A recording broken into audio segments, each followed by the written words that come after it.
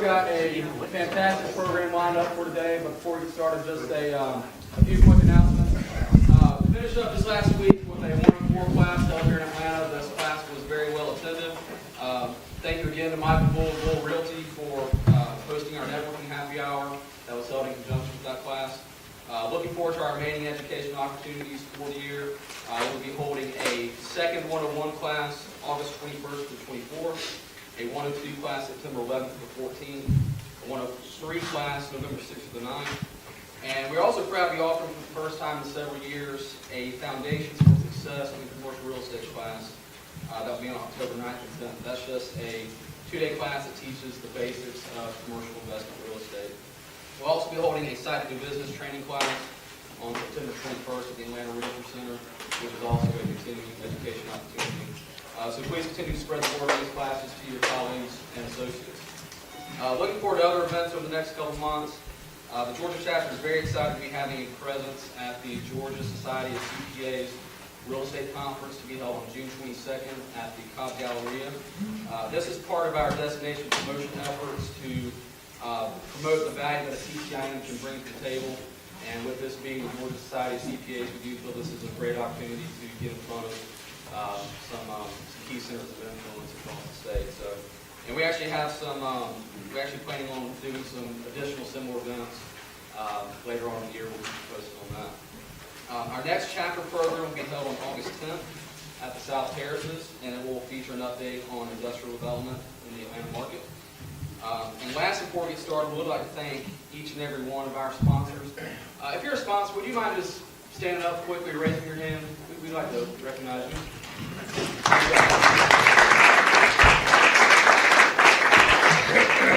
And of course, a very special thank you to Carter & Associates for hosting us here today. With that, I will hand it off to Mr. Sim Dowdy to introduce our speakers for today.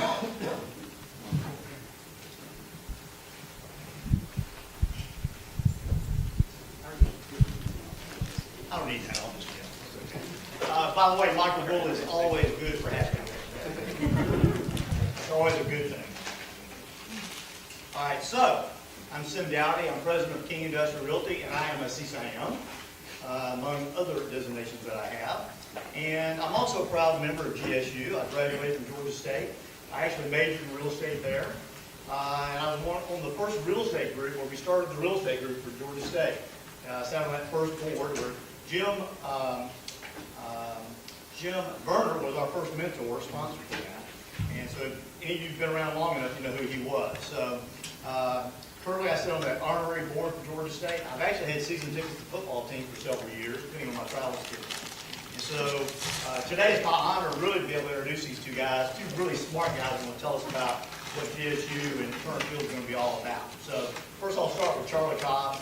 Since August of 2014, Charlie's been the head of the GSU Department of Athletics. Prior to that, he had 9 years where he was at Appalachian State, where they did a great job. There's such a long list, I'm not going to read it off. But I wanted to know, were you there with Michigan when they beat Michigan? I usually ask a question about a Michigan fan. I've been to one game there too. I mean, that was awesome. You don't know, at the end of the game, Appalachian State blocked the field goal and won that game at the Big House. It was awesome. So that's one of the great things. So he also has been an administrator at his alma mater, North Carolina State. He also spent 6 years working at the Atlanta Sports Council with Chick-fil-A and the Georgia Dome. At Georgia State, he's overseeing the construction of the weight room for the practice football complex. He also was involved in the construction of the practice facility for basketball and volleyball. He was a 4-year letter winner in football at NC State. He graduated with honors in 1990 with BBA. He also has his master's from Ohio. As a senior center on the football team, he was selected second team All-ACC. He also was All-ACC academic selection. That means you were smarter than the first guy that was on that team, the first center. And he was also awarded the prestigious Atlantic Coast Conference's Jim Tatum Award, and that goes to the senior football player in the conference that got the highest GPA. That's pretty cool. All right, and that ties into Georgia State, where the last 8 years, Georgia State's been above, the athletes have been above 3.0 on a grade point average. In 2016 spring, they actually set a record of 3.18 GPA. And then Last year, GSU received the Sun Belt Conference's Institutional Graduation Award for the second time. That speaks volumes. He just doesn't do it, he does it and also promotes it.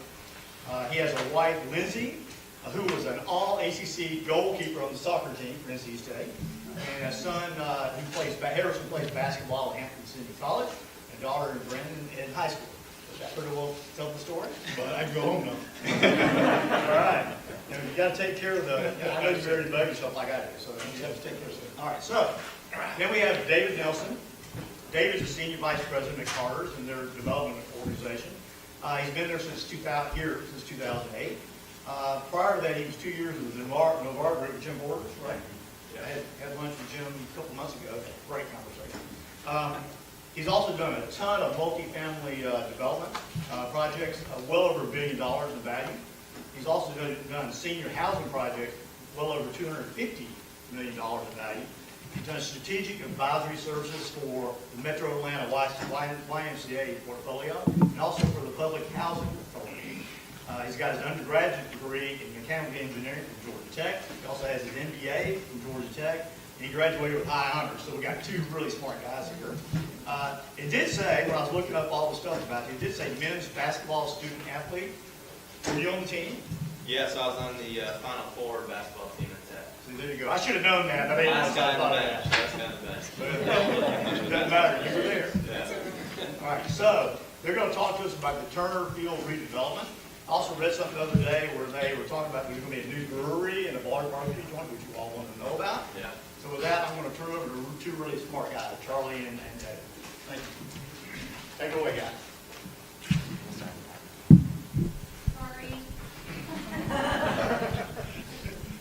There's our kids. All right, so we'll dive in while they're pulling up some of the stuff on the screen, but Charlie and I will spend a little bit of time talking about both what's happening from a football, athletic, Georgia State perspective, and then also what's happening around the balance of the site on the commercial real estate side. And so, I guess it was earlier this year, we closed really jointly in a way on the Turner Field acquisition, which included 68 acres. We bought it from the Fulton County Rec Authority, the Atlanta Fulton County Rec Authority. And within that acreage of the 68 acres, Georgia State, for just easy numbers here, about half of the property went to Georgia State, half of the property went on the private side. And so everything that's happening within Turner Field, within the walls of the gates, is Georgia State University, turning that into a football field, and it'll come here soon. I did work all morning. Yeah, no worries. And so, and then in addition to those 68 acres, we also purchased another 5 acres along Georgia Avenue, which is an FDIC purchase that closed a couple months after the acquisition with the Rec Authority, and it included about 8 existing older brick buildings in the stretch of Georgia Avenue, which has about 11 buildings or so. So if you've been to a football or a baseball game down there with the Braves, you've probably seen kind of the Azar's package store and just some of these older buildings that have murals on them. So the living walls came a couple years ago and put murals on the buildings. And so we've participated in, and we'll have a picture here, but there was a process with the LCI that really looked at what could this site be, and we'll start from a kind of a real estate side, and then let Charlie dive into some of the Georgia State of what's happening from an athletic perspective. But we looked at the site clearly in a partnership with Georgia State, saying, okay, we've got an anchor institution here who is bringing everything that an anchor institution will bring in terms of activity, in terms of public safety, institutional investment, just everything that comes along with that. But then when we really zoom out and look at the city, we see 75, 85, I-20, and this site is really kind of a super regional site to us in that it's in the heart of the city. It's about 450,000 cars a day. We're 8 minutes to the airport. We're we're in the shadows of downtown. And so we actually look at it, and this is non-traditional clearly, but we look at it as a major kind of corporate relocation office potential site. And so certainly different than, Midtown or Buckhead or Perimeter. But when you start to think about how do people really want to work going forward in the future, where is the puck going, who are the workers coming up behind us, a lot of people are looking at, maybe I don't want to be in a 50-story tower. I want to be in something more of a campus-like setting. And so if you think about major corporate relocations, major corporate campuses that have been built in the country, Atlanta has been doing a great job of attracting some of that corporate relocation, but Atlanta also, could attract more if it had, and it does, with this acquisition and some others in the city, large tracts of land to actually build out that kind of corporate campus. So lower density, low density in the sense of 3 to 6 stories rather than 20 to 30 stories. But it's one of those where you're connected to a neighborhood. You can ride your bike, take the stairs up. You never really have to get on an elevator, for instance. And so that's I'd say a long-term big initiative that we have going. But the most immediate initiative that we have going on the private side are really the existing buildings in Georgia Ave. And so there's about 30,000 square feet of retail. We've got we've got about 11 or 12, almost half of that already under LOI in the contract process right now. So one's a barbecue place with a beer garden next to it. We've got a brewery with a rooftop patio, and then we also have a pizza place that'll have some outdoor patio space. Everything's going to have a lot of patio, outdoor, but then really playing off of the street.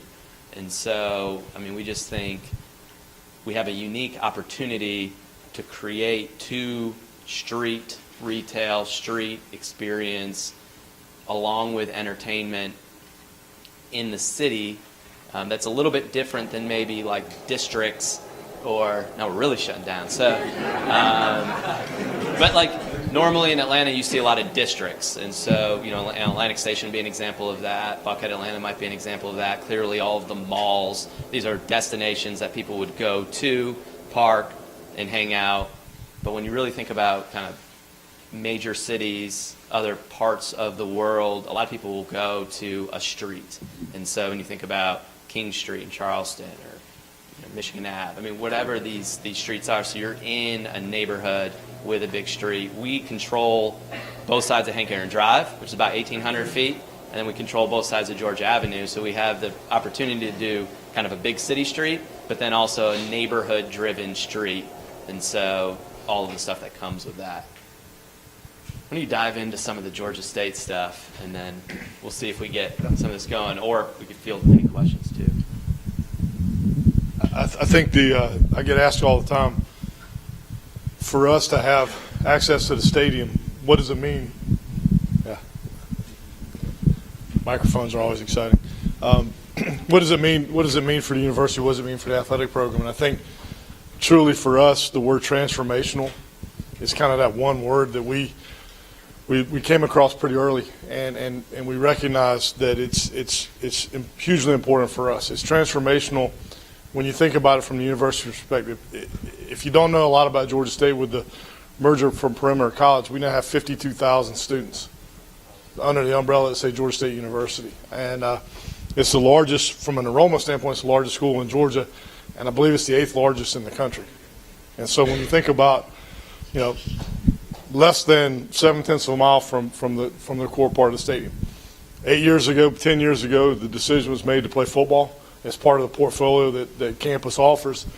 And so for us, 8 years into the project, we played in the Dome, and it's been great and it's been wonderful, and you can sell kids on the fact they get a chance to play in an NFL stadium. But the reality of it is when you have 12, 15, 18,000 people at a game in a 72,000 seat venue with red seats, it doesn't really speak commitment, all right?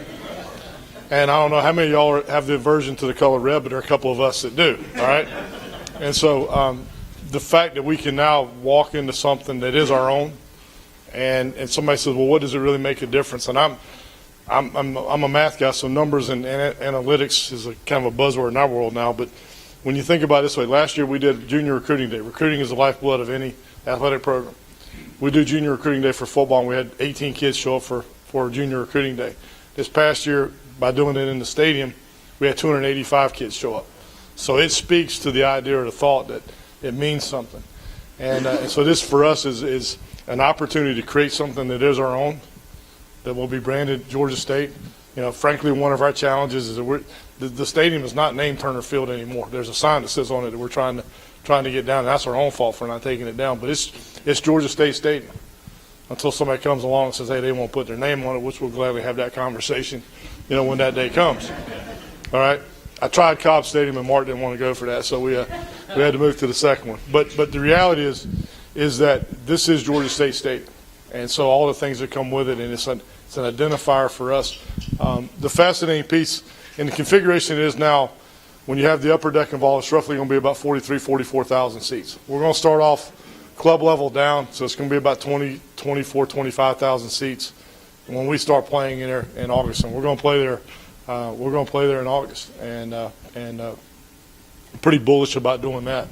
All right, but we have the chance to grow. The other piece is fascinating. Forget the stadium for a second.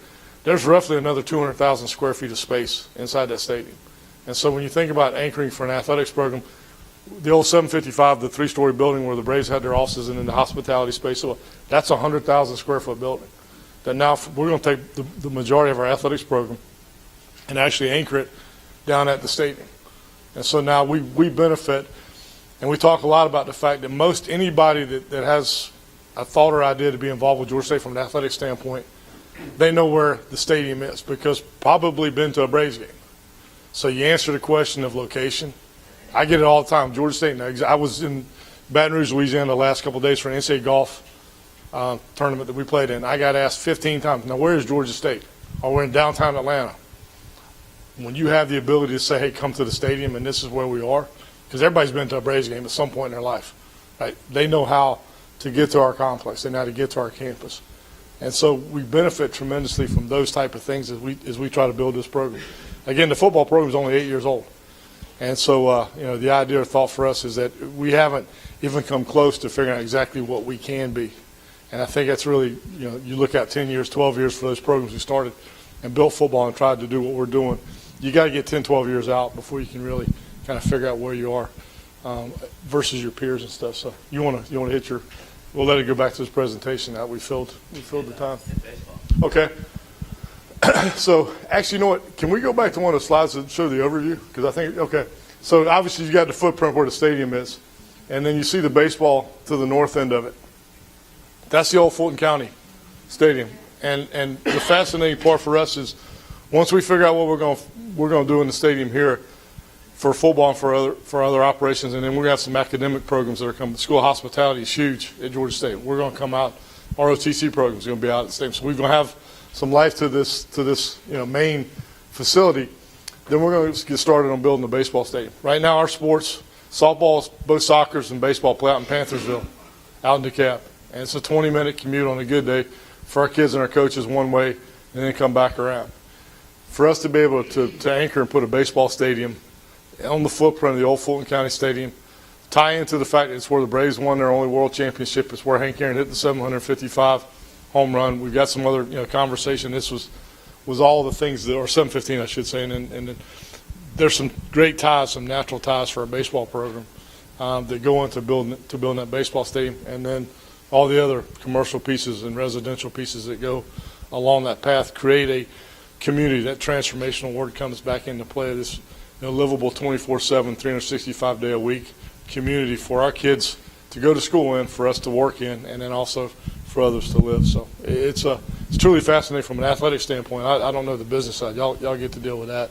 But it's from fascinating from our standpoint to be able to put a landmark, put a couple anchors in the ground, and then say, here's what we're doing. And so.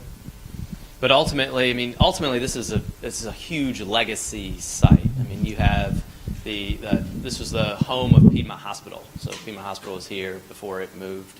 Obviously, Hank Aaron, the Olympics were here. You now have it's not really a park, but you've got the Olympic rings, and then there's a memorial to all of the Olympic athletes. Nobody ever goes there. There's nothing around it, but could become a pocket park around that. This is one of the oldest neighborhoods. When you look at the whole broader neighborhood, this is one of the oldest kind of black and Jewish neighborhoods, the oldest neighborhood period in Atlanta. And historically, if you were to look at pictures, the neighborhood would say 3 times over, it's kind of failed, or the city's failed them, or something has failed. And it's been the highways that came through that built and literally demolished a complete neighborhood, but then, started to eat into the rest of the neighborhood. Then the Fulton County Stadium was built, and then the Olympics came. And so ultimately, if you were to look at pictures of what this street was and what Georgia Ave was years ago, like if we had those buildings right now, it would be one of the sought-after neighborhoods to go to in all of Atlanta. I mean, there's streetcar was coming down Hank Aaron Drive. This was the shopping center of this entire part of town. And so, Georgia Ave was just lined with, kind of horse and buggy, then cars, like on-street kind of parking with small brick buildings. And all that remains are these kind of 11 buildings right here, which are in this lighter gray color. And a lot of that was because, the value of parking with the Braves that was down here is just incredible.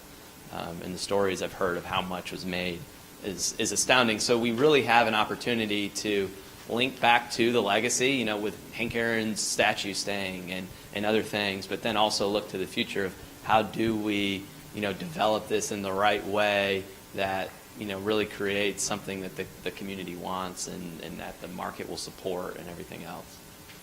And so when you look to our phase one, what we are going to be doing really and what we are working on right now is a 700-bed student housing project, which will be, it's really kind of a market rate multifamily project, but it's targeted to students. It's Georgia State students primarily. I guess it could be other students.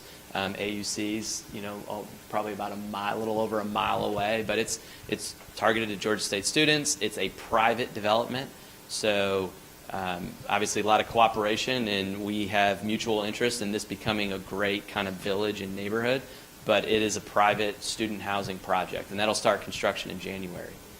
And then the rest of our focus is right here along Georgia Avenue, and really all of our focus is centered around where the activity is going to be. So they'll be playing football in August. We will have retail, restaurant, and other options open in, I'd say, spring, summer. We'll be delivering spaces in February, so just as long as it takes for TI build out for those tenants. We'll also be doing a 120-unit multifamily project here, and then a 30,000 square foot office project here, which we'll show you. So this is an example of one of the buildings we bought, kind of really cool old brick buildings, have murals on all of them, but in some of the cases the murals tie into really some of the wood boards and where the storefront's going to go. And so we're actually working with other muralists now on, in this one group, hopefully we can work something out, but where they would come in every year, and this would be a place where it's alive and living so that the walls change every year, and it just doesn't become, hey, we painted it once and it stays that way forever. And so it's still, I don't know if you've ever been to like Wynwood in down near Miami. It's something like that where it's a really eclectic mix of kind of this cool, funkier vibe. And so this is one of our first renderings of Georgia Avenue. It's been one of the easier and more well-received renderings that we have because you've got these existing buildings that help frame, like, oh, I've seen that building before, and it makes sense, and it's believable, whereas, you throw out another rendering, it's like, well, when is that going to happen? This can actually happen. This is a new building, but the new buildings are going to be designed to really fit in with the existing buildings. And so, like as an example, we've got an existing building here. It's a 2-story building that you just saw. We're going to take the top off of it. Second floor will be a rooftop patio. We're going to add a warehouse space in the back, and that will be where our brewery is.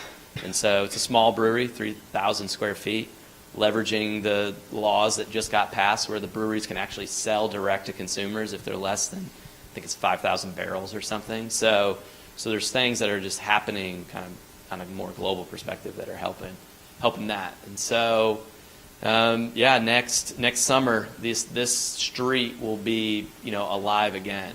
And there's just been a lot of cooperation in working with the neighborhood and the city about what do these streets really become. Because there's, on Hank Aaron Drive, we want to see rapid transit coming down, connecting from MARTA down to the Beltline. What does Georgia Ave ultimately become? It's 3 lanes wide now. We need on-street parking. We really want to slow the traffic down in these areas. So this is an example of go slower, example of just the site plan, a lot of patio space and that, just to really kind of make this a neighborhood street. And then from an office perspective, it's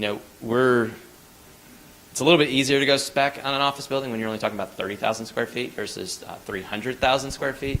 But we've really had a lot of interest from either co-working, you're hearing that everywhere, that are either busting at the seams in these neighborhoods, but then also, groups that are really kind of forward-looking and saying, where is the next neighborhood? Where is that neighborhood going to be? Where can I be in a 3-story building and not have to deal with, I only get 2 parking spaces and, that's going to cost me $80 a month or whatever that is. And so we've had a lot of smaller groups saying they need 3,000 to 5,000 square feet of space, kind of creative office or event-based or other things. So we feel really bullish on the office piece and think it would be, a really great anchor here at the corner, and not just kind of food and beverage on the street. Example of a first drawing, we're still working on that.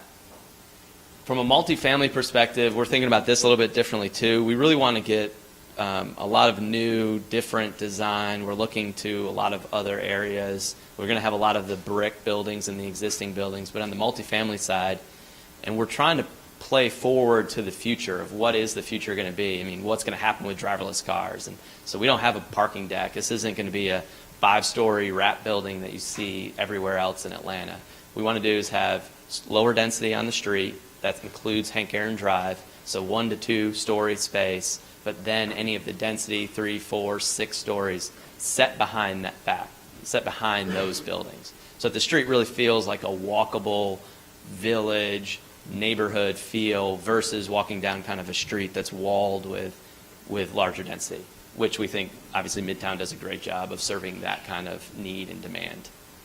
And so different design, whether or not we have the roof line the way it goes here, or it's flat, we don't know yet, but the design is more of almost like a pod based where you have your own foyer. It's 4 units per pod, 3 stories high, maybe, so it's like 12 units, but it's not your typical corridor. You walk in a door and it's a corridor and you're walking down into an apartment. So it's a little bit of a different take on apartments from that perspective. So some of the design inspiration there of where we're getting that from, some of that's European, some of that's just other parts of the country, Seattle and other places. An example of kind of what the street could look like where, a lot of the density is going to be set behind, but on the street, on Georgia Ave, the goal is really to make it a neighborhood street that's inviting and somewhere that people want to go, hang out, and stay. 700 beds of student housing, which we've talked about. And then, we really think, and we talked about this before on the corporate office side, of just the potential. And, we've got in front of Invest Atlanta and Chamber of Commerce and anyone that'll listen about just what we think the potential is. I mean, we could do over 1 million square feet with very few buildings, maybe 1 building at 6 stories. So, I mean, we could really create a corporate campus, and some of that was shown kind of back at the front here, where you're seeing what we could do from a corporate environment.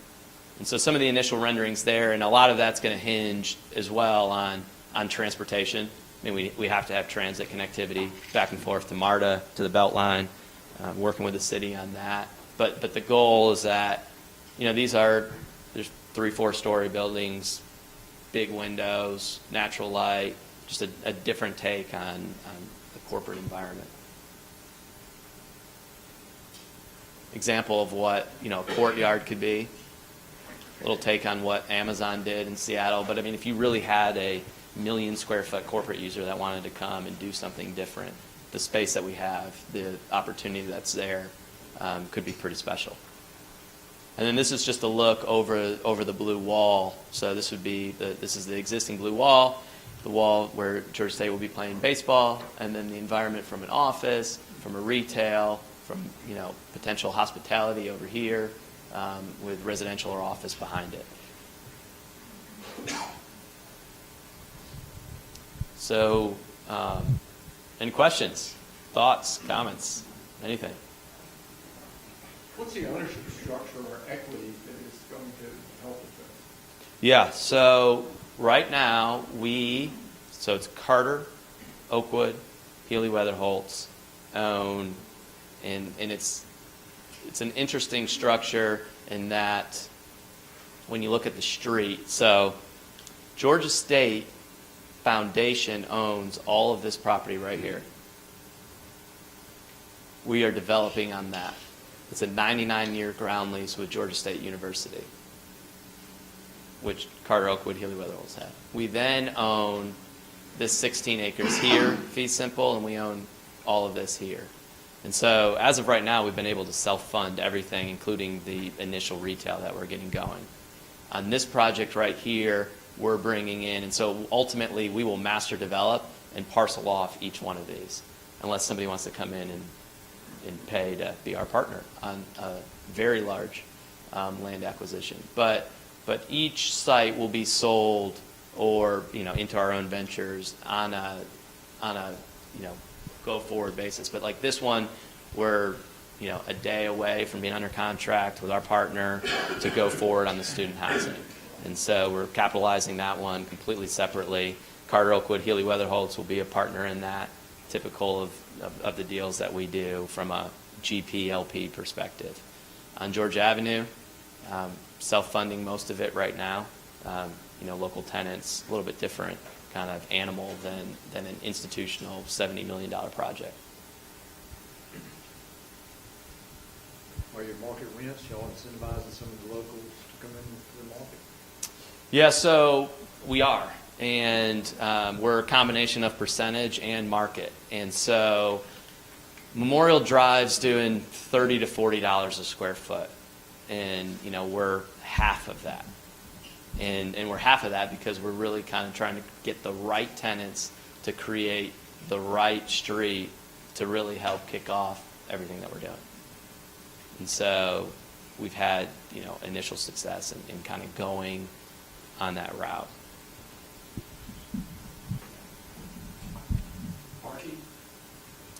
Parking, good question. So we've got about 3,000 spaces here. And there's a real question as to what's going to happen with parking long term. I mean, we had somebody looking at our building in Midtown here, major group out in New York, who's looking at a recapitalization of one of our projects. And the first question they asked as they're walking through the deck, how are you planning for driverless cars? And I was like, okay, well, the office guy that was walking it, who's trying to recapitalize that project, wasn't like, we're thinking about it, and I'm in more of the pie in the sky. Like, I'm thinking about it, but he wasn't thinking about it. But those questions are really coming. We actually have a company right now. We have a track. If you were to go down there right now, there's a track for a group that's testing driverless cars. So like every day or a couple hours a day, or they're doing a test track of driverless cars. So we don't know what's going to happen with parking necessarily. So the way we're designing the project right now is frankly to somewhat hopscotch around the site, because we may not need as much parking. I mean, we don't. Right now, it's funny, our construction guy would say, I'll be the laughing stock of Atlanta if I go build a parking deck right now next to one of these projects when I've got 2,000 more spaces available right next door. And so, we're waiting and seeing. We certainly have the opportunity to do parking, but we have, for the foreseeable future, more parking than most other, especially master plan projects have, which is another kind of feather when we're out marketing, especially to retailers and others. And it's a little bit funkier, and it's in it's surface parking lot, which is preferable over going in a deck and trying to figure it out. Are you going to charge for that parking? Not initially, no. We are actually charging for parking a lot right now. We've got Grady parking on the site. We've had events. We have other events. We have a ton of movie production that happens on the site right now. But initially, no. The same parking for the football stadium? Yeah, I think probably part of the parking question is the university parks roughly about 3,000 cars a day in the north end of the project that the university still controls, and we're going to do that throughout the foreseeable future. We've actually worked out an arrangement with these guys to where on game days we'll have control of the bulk of the parking that we need for for our games. If we do a full stadium event, because the idea for us is, let's say there's 6 football games a year, maybe there'll be 5 or 6 other stadium events throughout the year. If we do something like that, then we basically going to tap into each other and say, here, how do we make this work? Because logistically, we've got the traffic plan that the Braves put together. We're not going to have crowds of that size, and so we can take from what they've done, really trying to limit traffic in the neighborhood is a big piece of this. But with the interstate connector, we've got a pretty sensible way to get people in and out pretty efficiently, so we feel good about that. And we'll charge for parking for events in the stadium. Yeah. I didn't, but Mark did. So, yeah.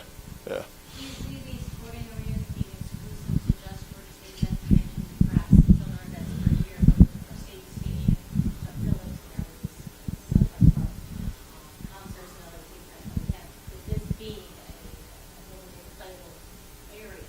Yeah.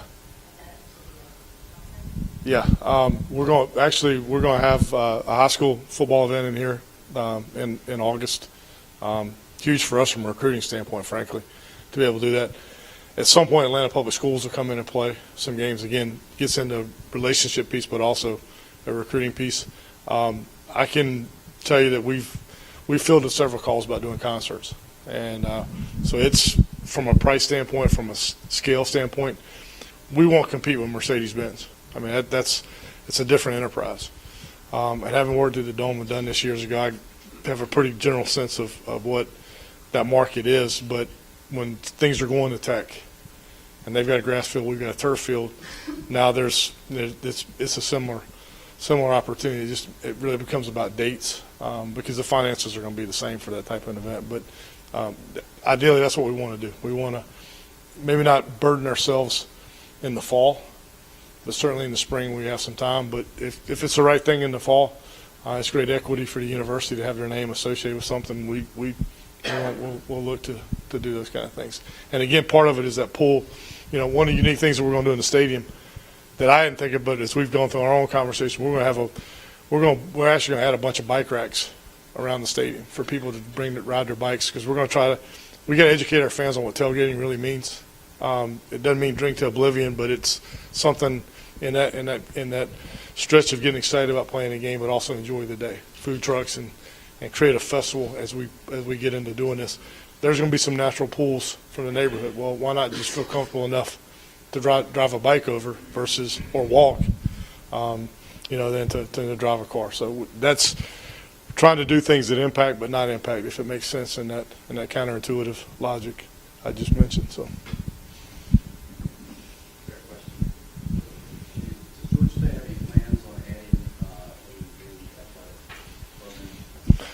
Yeah, it's funny. You have to have 16 to be a Division I program. We have 16. At some point in the future, we'll add another women's sport. Probably would be lacrosse, if I had to say today what it would be, although it also might be bowling, which don't throw something at me when I say that. Because you get into some selfish conversations, and one of them is if you have bowling, I can get a bowling alley built on campus. Well, now all of a sudden that becomes an amenity for kids to go to school, their faculty and staff and all that. So you kind of have a little bit of an opportunity there. But we're pretty comfortable where we are from where we are numbers-wise. I think if I had a crystal ball 10 years from now, I think in a lot of conversations about paying athletes and conversations that are occurring down the road, I think that limit on specifically what number of sports you have to have, I think that's going to change, because you've got some schools that have 35, 36, 37 programs. And I think that's part of the business, that people are realizing that one or two can't subsidize the other 33 or 34. And so it's a conversation. But our football practice facility currently is up off of MLK, where the Corey Smokestack is, adjacent to it. When we bring football down to the stadium, then we'll actually the idea is to bring our soccer programs down to where football is and make that fit. So really trying to pull as many of our sports back to the downtown campus that we can. Charlie, Georgia State's never been a traditional university, but a traditional university has kind of a walkable campus. Mm-hmm. This case, you got the little gap between the two components. Is there any plan to bridge that?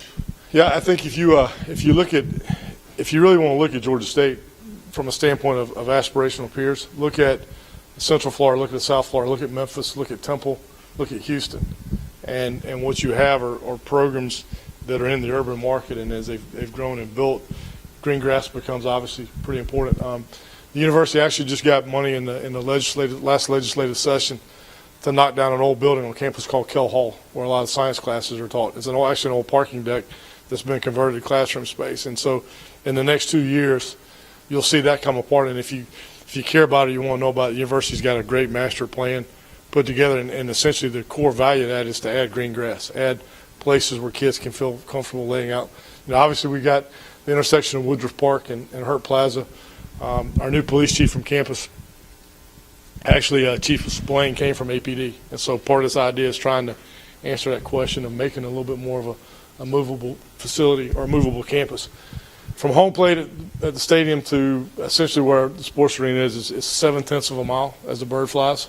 So it's not a thought that you can't make it work, you can't make it walk. We park cars over there anyway. We run shuttles like any campus would for our students and staff already. So we think once we can put athletics there, we'll actually have that connectivity back and forth and really kind of, again, and I think what these guys are doing in the whole plan with Hank Aaron Drive, you're going to see, what was it, is it 14th Street? Where we always had the conversations about the bridge and 5th Street. 5th Street, of trying to make it look similar to that. So the LCI the LCI looked at, this is one of the renderings from the LCI where they did a bunch of studies on this site specifically, but then they also looked at 1,000 acres around the site, really looking at transportation, what is the future going to have, and what should it be. And one of their recommendations is some serious improvements to this bridge when transit comes. What that transit is, we don't know yet. Is that streetcar, light rail,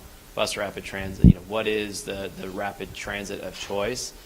This is the red line that the Beltline shows on their plans. It was on the MARTA menu. So it's there. It's going to a part of town that hasn't had access to transportation, given the fact that MARTA kind of goes on the west side. So, and it's a part of town that embraces transportation rather than, pushing it away and saying not in my neighborhood. So, we have been, arm in arm with the neighborhood, with the council members after the T-Splosh passed to say, hey, streetscape improvements from Hank Aaron, from the university, from downtown to the Beltline. The Beltline's about a mile south, and then the zoo's a little under a mile east.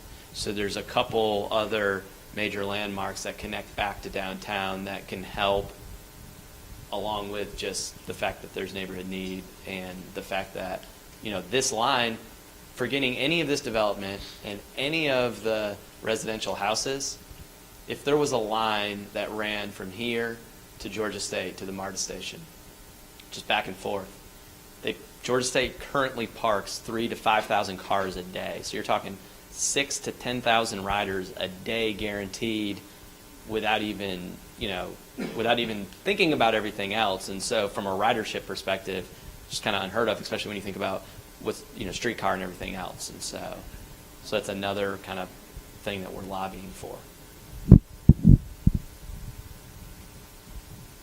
Yes, sir. Until the long-term transportation gets sorted out, do you guys plan on having a similar setup that Braves have, or people be taking MARTA down, catch the bus over, get to the stadium for game day and everything? Yeah, we're going to, yes and no. I'd love for demand to be similar to what the Braves had, and we've got to run the shuttles from the MARTA system. We're going to start that way. I don't think, looking at our fan base, going to 5 Points MARTA station and then taking a trolley over or train over or bus over, however you want to look at it, I don't really think that's the answer, especially with the parking that we have on site right now. Plus, candidly, the bulk of our students who live on campus, we've got about somewhere between 8,000 and 9,000 students who live in university-owned or private-owned dorms. Those are going to come. We shuttle kids already, so we can run the shuttles for the students and for the downtown campus folks. There's 10,000 parking spaces on campus as well. So we've got a way to fill that void. We're really trying to, this first year for us is like anything else, is going to be a learning experience. We're going to try several different things, and then probably 3 to 5 years we'll hone in on exactly what we need to do to make game day work, which candidly correlates very, very, very well with what the Carter folks are doing from the private side to build out this space. And I think we'll reach a happy medium somewhere in that 3 to 5 year range.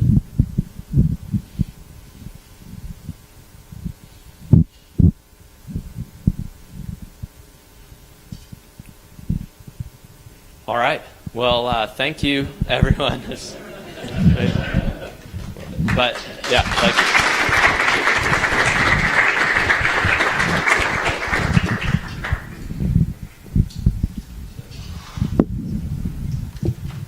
Well, thank you again, everyone, for being here. Thank you to Charlie and David for the wealth of information and a fantastic program. We've got some lovely gifts for you here before you depart.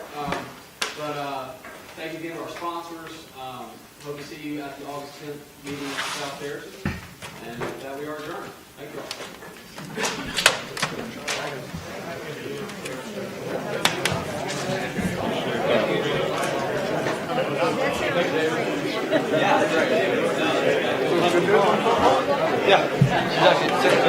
Sitting aside offer during the meeting. My kids. Good to meet you.